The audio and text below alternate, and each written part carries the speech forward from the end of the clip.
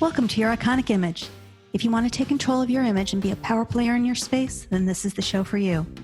Here we will arm you with tools and information to help you grow your brand on purpose. I'm your host, Marlana Semenza, photographer and visual strategist. Now let's dive into today's episode. Kacia Fitzgerald is a multi-passionate entrepreneur, speaker, and podcaster who's on a mission to help women unapologetically share their voice and message with the world. Welcome, Kacia. I'm so excited to be here. Thank you for having me. So today we're going to talk about playing too small, and which really serves no one. Yeah. So why do you think we do it? I think we're socialized, especially as women, to take up less space and to have these people-pleasing tendencies because we're told we're good if we fit into certain standards of other people's expectations of us. And then I think we're constantly bombarded with a lot of stimulus that's saying you should be this at this age, at this stage of life. You should be going down this career path. You should want this. You should want to look like this. You should act like this. And that constant stimulus has us looking for external validation. Rather than going internal and asking ourselves, like, what's true to me and what do I actually want and what feels aligned and what's going to make me feel fulfilled and what's going to make me get to the end of my TBD amount of days here and be like, yeah, I showed up and I did it my way. And it's scary. It's a slippery slope when we play too small because I truly do believe that every single one of us as individuals is gifted a vision for our life that's not going to look like anybody else's. And that's like our gift back to the world is to give, our gifts to the world. And I think it's really important that when we catch ourselves playing small and we catch ourselves, wanting to just even like water ourselves down. Like I've got a really big personality, so I've had to work on that. Like I'm not going to water myself down in order to fit somebody else's expectations of what I should be like or what a woman should be like. And so it's really important that we catch ourselves on that. I love just going straight to the juice because that's good. Yeah.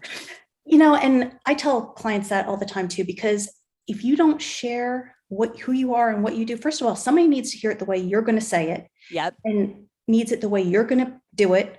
And if you don't do that, that's actually kind of selfish because you're not helping them with the gift you have. Well, and it's like your life, to your point, is a testimony of what's possible for other people. So it's the person who's like, but I struggle with anxiety or I'm an introvert or I'm struggling with this certain thing. Well, somebody needs to see you in your exact situation do that because they need to see what's proof of what's possible for them. And so often we forget about who else is going to benefit as a byproduct of us going for our dreams, not just in terms of, in the entrepreneurial space, like sales or income or even impact, but really just, we don't know who's watching us, who maybe doesn't want to do the same thing that we want to do, but they need to see someone who's unapologetic about owning who they are and taking up space and chasing whatever those dreams are. I'm so with you on that. Yeah. And it's funny because I am that person. I have anxiety and I'm an introvert. Yep. And there are people that are like, yes, I need to see you show up because that is showing me that I can do it. If she can do it, why can't I do it? Right? It's so important. Can you recognize by looking at somebody if they are playing too small?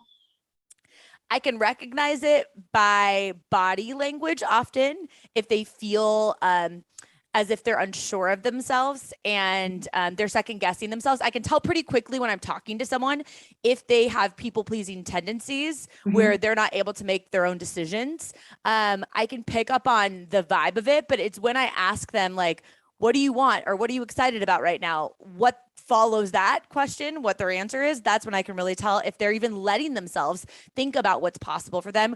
And a lot of times it's coming down to this worth piece, right? Of like, am I worthy? Someone told me that I could do this and that's all I've decided I'm able to do, right? I can't push beyond that scope. And then it's the environment that they're in because we often become a byproduct of the expectations of our peer group, right? So if all of your friends and all your family and everyone you're hanging out with, all the content you're consuming is people that aren't really going for it with whatever going for it looks like for them, your expectation is that's what I should do. That's just what it's like. That's normal. I don't want to be abnormal.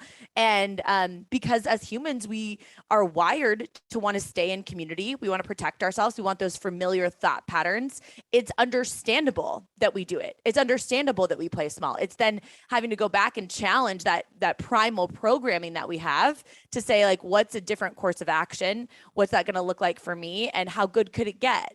Right? You know, it's interesting because I read once that if you look around at your circle and you aren't inspired, you don't have a circle, you have a cage. Yeah. Yeah. It's so So, true.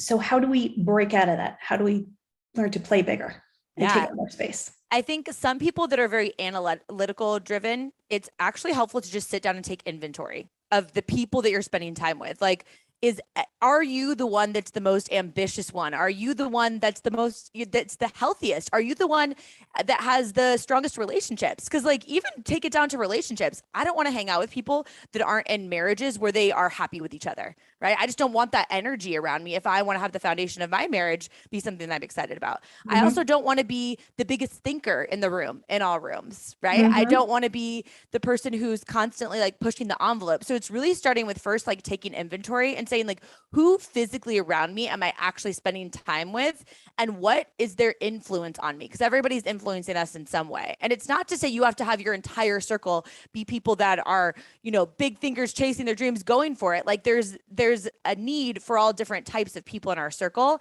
but it's really understanding, do I only have people that are comfortable? Do I only have people that are counting down the days till Friday? Do I only have people saying it just is what it is, or I'm not that? Saying a lot of conditional statements, first taking inventory, and then asking yourself, if I can't yet get the people that I want in my circle physically, how can I start getting really intentional about consuming content from them? Trying to get in rooms, being Mm-hmm. around other people. That is drastically going to change the trajectory of your entire life, and then what you believe you're worthy of and what you believe is possible for you. And it's like, so often we say, like, people that are maybe listening to this podcast, they live in like a small town. They're like, well, I don't have anyone around me like that. Well, good thing there's YouTube and there's Right. podcasts and there's people that you can really borrow belief from them that have gone a couple of steps before you of what's possible for you, which goes back to your original question of like why we've got to take up more space, because we need people that are living, breathing proof, a testimony of saying, like, hey, like, come with me. Like, I'm only a couple steps ahead of you.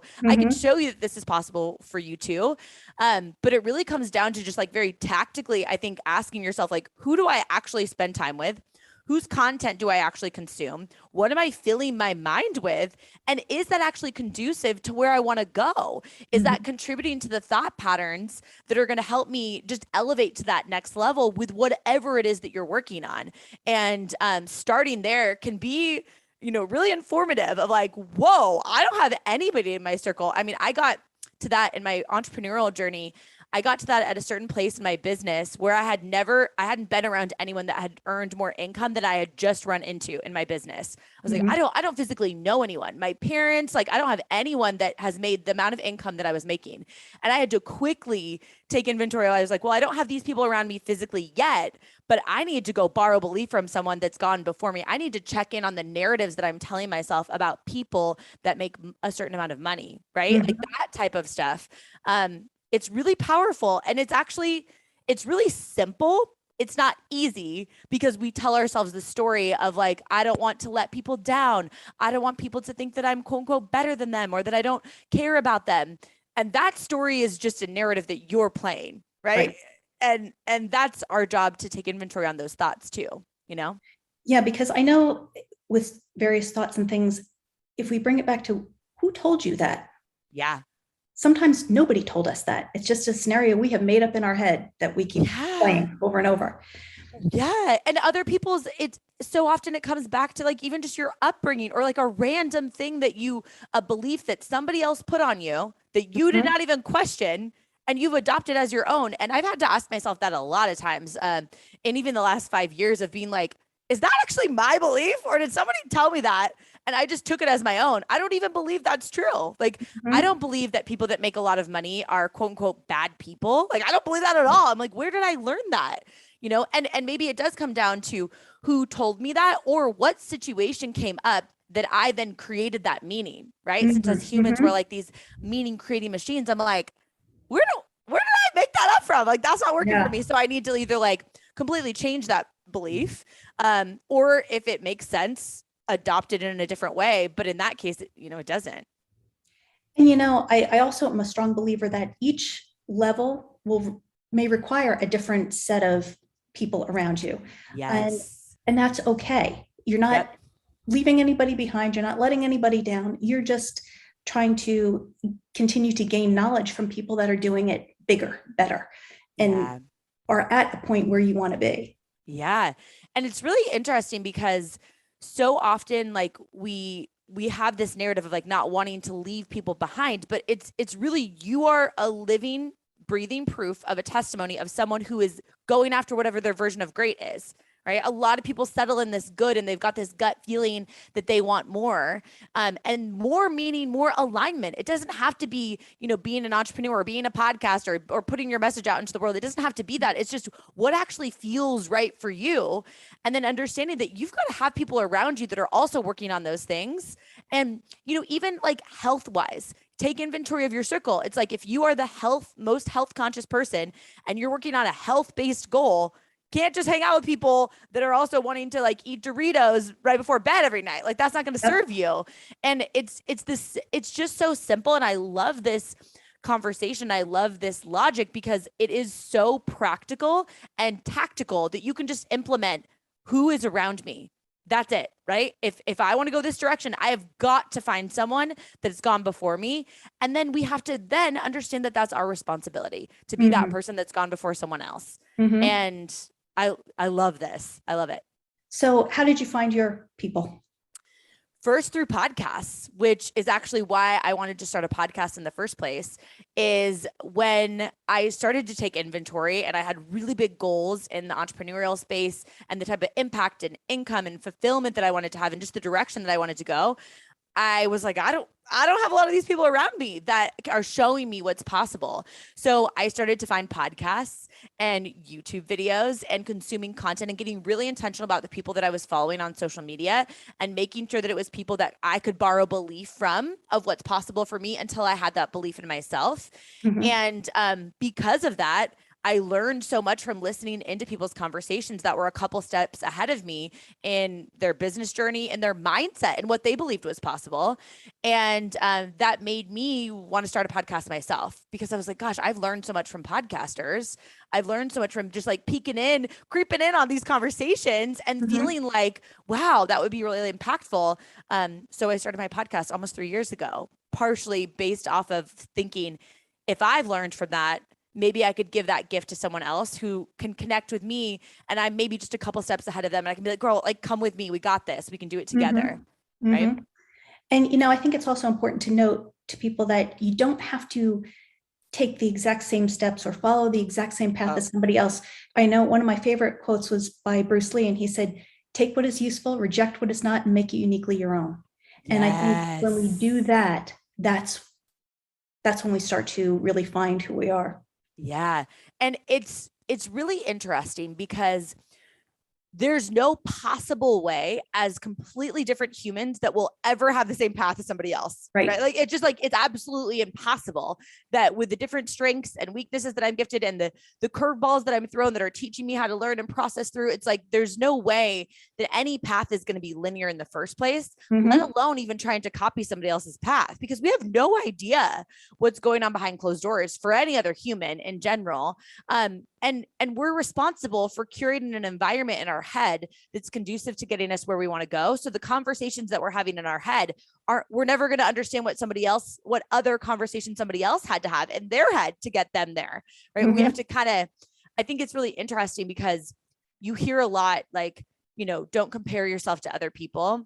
And I think that's important, but at the same time, it's like, if you can have this healthy lens of comparison of saying like, this person's done something and I want to do that, let me just see them and like clap for them because they've literally showed me what's possible, rather than that person has something that I don't. No, that person doesn't have anything that you don't. Their path is going to look different, but they often have just tried more times than you've tried. They've just been around the block a little bit longer. They've had more time to get their reps in and get better, because obviously we start something new, we're not going to be very good. In fact, we're probably going to suck a little bit at the beginning, and then you put your reps in, you're going to get a little better. Then you're going to get good. If you actually keep showing up, you're going to get great. And that person that we're comparing our behind the scenes, like, no makeup, messy bun, just got into a fight with our significant other, to their like perfectly curated Instagram post. It's exactly. Like, we wonder why we're frustrated, when instead it's like, gosh, like, let's use the fact that other people are out there sharing their stories to actually serve us.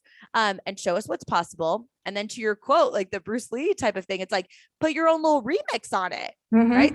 Look at Uber. Like, I mean, it was literally Taxi with a remix, like, right. you know. Do you see the same limiting beliefs come up over and over again for women? For myself or for others? Or in general? Yeah, both. For sure. And it's just, it's displayed in different ways, right? With our own context, our own little remix on it. Where, I mean, a lot of it does come from back to the original question of like, of us being socialized to take up less space or to be quote unquote good girls or whatever from a young age. It's still like pretty mentality.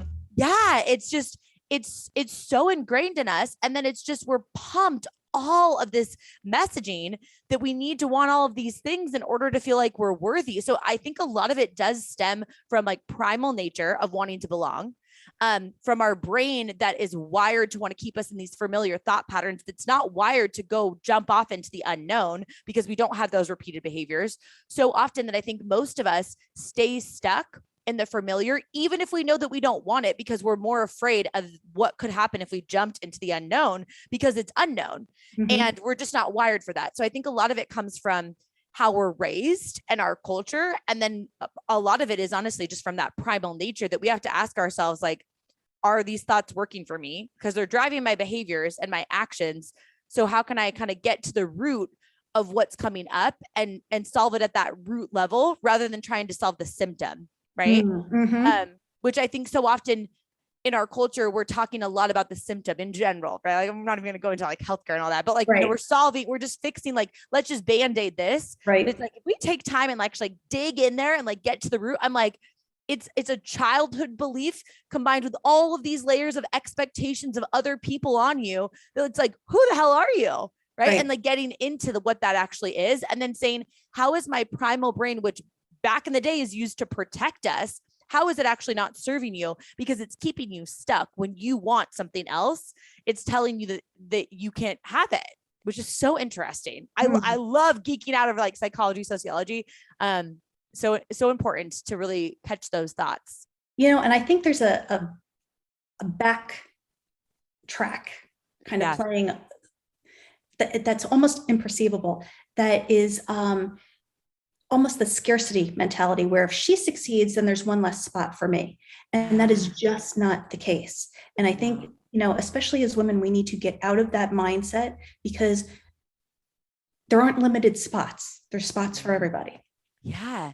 And truthfully, if someone's done something that you want to be doing, it's actually proof that like the market wants it, which I think is really valuable. Cause like sometimes like if you're trying to do something really disruptive, that's difficult. But if another woman is doing it and seeing success, I'm like, oh, okay, great. Like you're doing it. I can't do it that way. I wouldn't want to, because I think how much energy it would take to try and be somebody else, right? It's enough energy just to go through our life and like humaning is tough sometimes. I'm not going to waste any energy trying to be somebody else. I'm just going to be myself, which means if she's done something and I'm like, oh my gosh, I want to do something like that with my own take on it. Thank you for showing me that it's possible. Thank you for showing me the market needs it. Thank you for going first, gifting me this like idea that was actually in me with my own take on it. And then I just go do it, knowing that I'm that inspiration for somebody else. And we forget that like the path that we're charting, which is like, I'm looking at someone who I'm like, thank God she went first. Thank you for showing me what's possible. I'm so grateful for, you know, your life being a testimony of what I could do too. If she could do it, I could do it. And then we forget that while we're looking at someone else behind us is literally looking at us. And it's our duty to pay forward that chain of showing the next woman coming, or, you know, it doesn't even have to be a woman, just the next person coming, what's possible for them. And like, that's our gift to the world as creatives, as people that have this like gut feeling that we want more meaning, more alignment. Like, gosh, like can you imagine what the world would be like if everybody who was just settling in good picked whatever avenue they wanted great in and just went for it? Like how amazing would that be? Right. But we choose thought patterns that aren't conducive to our growth. We choose environments in our head and around us that's going to keep us safe and comfortable because we think that safe and comfortable is what we want, until that gut feeling, that little rumble turns more into a roar, and then you can't ignore it. Mm, And then you have to take action because now it's too uncomfortable to stay in what you know. Because you're like, I know I'm meant for more. Right. right. So first of all, if all of you hear all kinds of noise in the background here, it's one of the things from working from home. And I apologize, but there's trucks outside. Nothing I can do about it. They didn't check in with me. So what is one thing, if we do nothing else and need to get started into stepping into something bigger, what's one thing that we can all do to get started? I think first and foremost, we can get really intentional about labeling the space between where we are now and where we want to go with something that actually serves us. Right. So in order to get started, I think the getting started part is tough for some people, but once we get it going, right. If you're thinking about something that you want to do, it's like asking yourself, what can I do in the next 24 hours to take one step in the right direction? Right. Mm-hmm. Like you can't run the marathon tomorrow. Most people can't run a marathon tomorrow.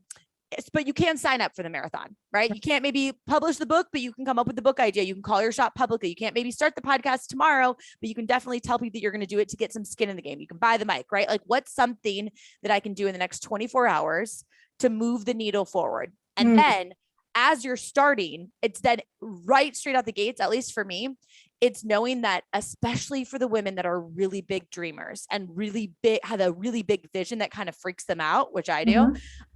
Is I have to say, I know that I'm not qualified for that big vision and I'm not supposed to be, because that space between where I am now and where I want to go, that space is required for me to qualify myself to be able to handle what's coming next. And because of all of these societal expectations and this pressure that we put on ourselves, we want that instant gratification, right? We want it right now. Amazon Prime, we want it delivered yesterday.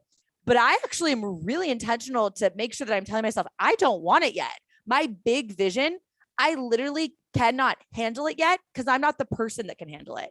I don't have the confidence to manage it so it doesn't spontaneously combust. I don't have the team to support it, right? So I need that time in between.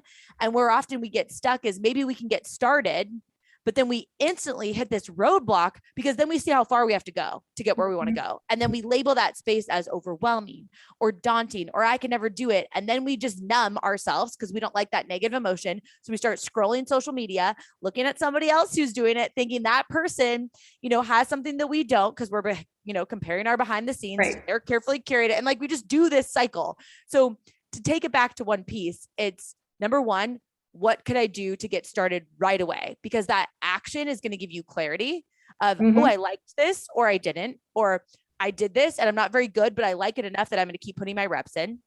And it makes you feel like you're, going in the right direction. And that direction is so much more important than speed. And we forget that. So it's that. And then I can't really just say one, because I feel like 1B is essentially, you really got to just quickly catch on to the label that you're putting on that space. You are absolutely far away from the end goal. And that's the whole point. Like as humans, we want that progress. We want to feel that growth. We want to feel like we're, taking steps in the right direction. Right. And so don't rob yourself of the fulfillment that comes from taking the hard path and reframing it as you go to get where you want to go. So you can look back at the path that you took towards getting there and be like, dang, like, look how much I grew. Like, look at the person I became in pursuit of that goal. Right. And I think a couple of things that you said are worth kind of pulling on a little bit. One was that it's okay for us to see that we're not the person that can handle that big goal yet. Yeah. So important. And also too, with every step that we take, I think it's also important to be able to look back and say, you know what? It was a step. I'm still not where I was. Yep. You're lapping a prior version of you who didn't even get in the game, right? Like it's so crucial to that along the way, as we're doing something new that's already so scary because it's unfamiliar and our brains aren't wired like that, as we know, that I like to think of any pursuit towards any goal as confidence building, number one. Like one of the main reasons that I set goals is literally just so I can build confidence. So then I can believe in my ability to figure anything out, no matter what curveball comes.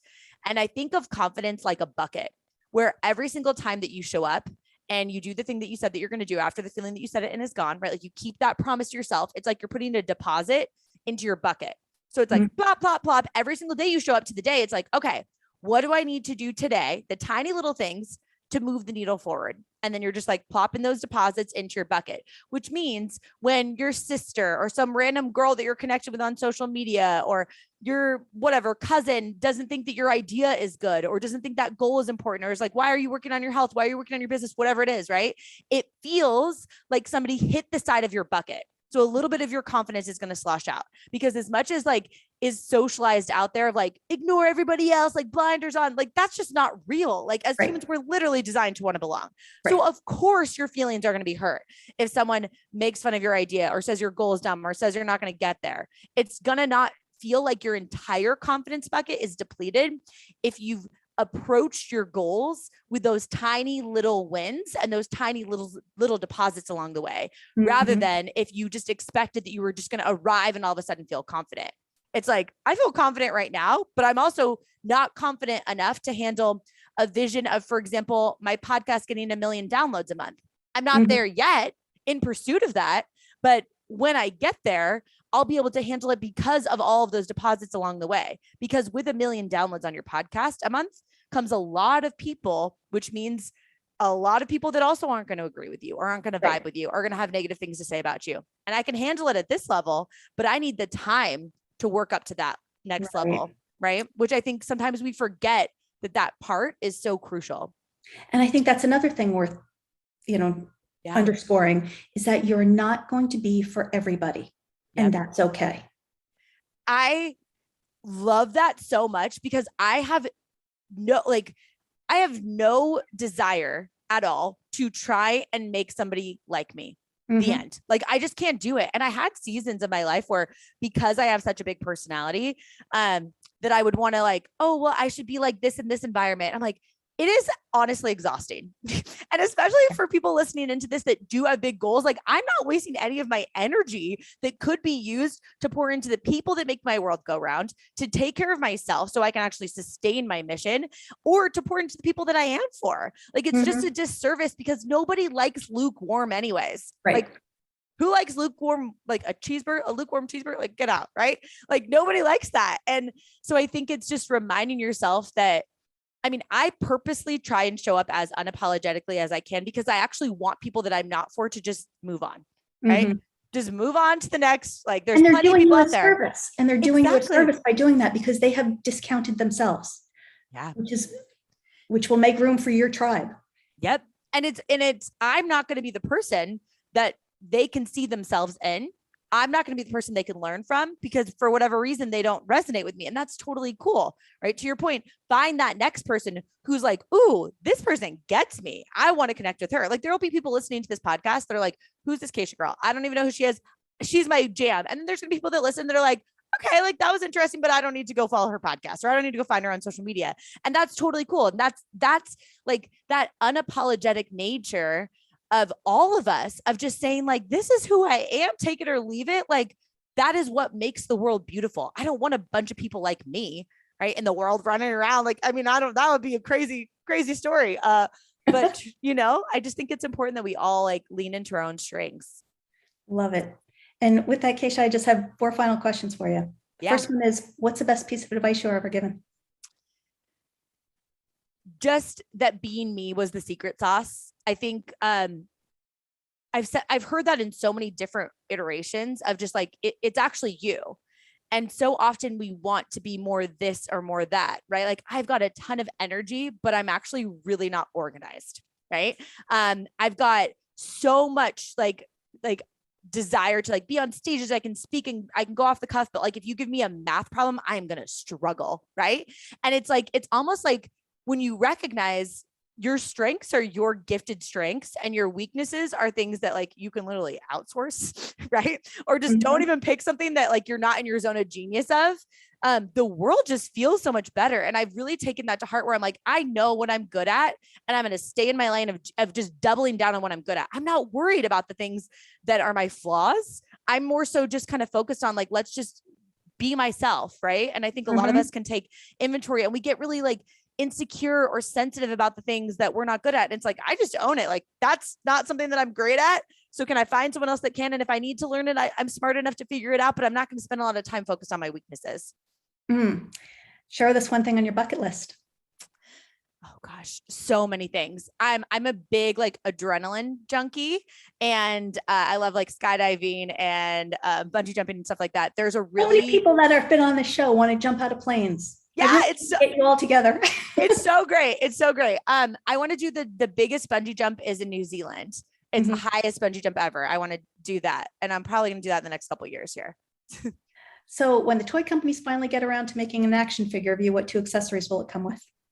Oh, that's good. A mini trampoline, because that is so helpful for life and just keeping your energy up. And then this is lame, but I was going to say like a really big water bottle. Cause like, if I'm not hydrated, I don't even think I can think. I'm the most I'm the person that's like, I want my pee to be clear every day. Like, let's go. So big water bottle and mini trampoline. Love it.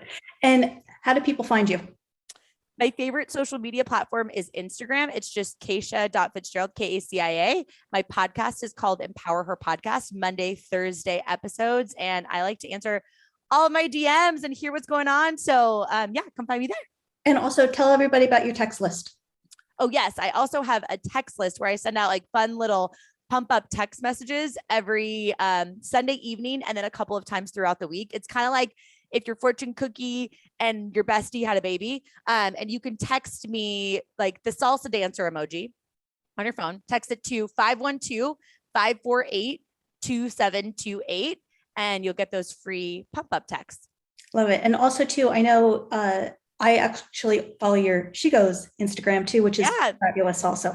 So I encourage everybody to check you out. Thank you so much. This was such a fun conversation. I appreciate you having me. Well, thank you for being here. Thank you for joining us. Once again, I'm Marlana Semenza, photographer and visual strategist. Please comment, like, or share this episode, and don't forget to subscribe so you don't miss a thing. For more information on how I can help you create your iconic image, visit marlanasemenza.com.